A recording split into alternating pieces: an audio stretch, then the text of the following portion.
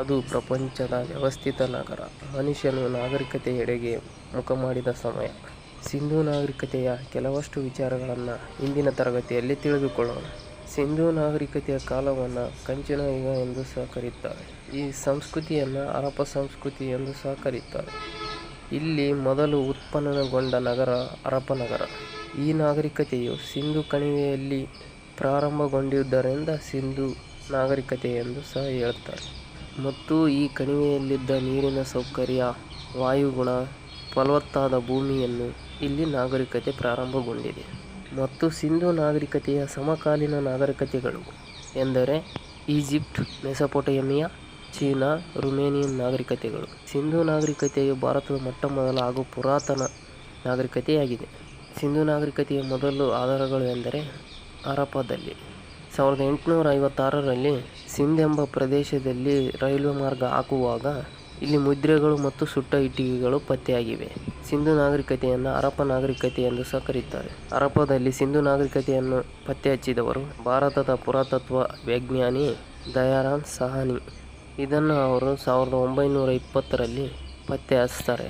ಸಿಂಧೂ ನಾಗರಿಕತೆಯ ಕೆಲವಷ್ಟು ವಿಶೇಷತೆಗಳು ನಾವು ತಿಳಿದುಕೊಳ್ಳೋಣ. ಸಿಂಧೂ ನಾಗರಿಕತೆಯು ಪ್ರಪಂಚದ ವ್ಯವಸ್ಥಿತ ನಗರವಾಗಿದೆ ಮತ್ತು ಇಲ್ಲಿ ಒಳಚರಂಡಿ ವ್ಯವಸ್ಥೆ ಸಹ ಕಂಡುಬಂದಿದೆ.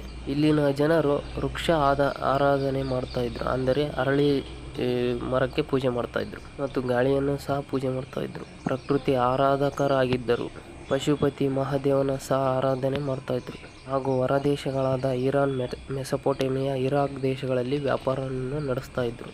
ಸಿಂಧೂ ನಾಗರಿಕತೆ ಜನರಿಗೆ ಕಬ್ಬಿಣ, ಕಬ್ಬು, ಕುದುರೆ ಇಂಥ ಪರಿಚಯವಿದ್ದಿದ್ದಿಲ್ಲ. ಸಿಂಧೂ ನಾಗರಿಕತೆಯು ಭಾರತದಲ್ಲಿ ಅತಿ ಹೆಚ್ಚು ಕಂಡುಬಂದಂಥ ರಾಜ್ಯ ಗುಜರಾತ್.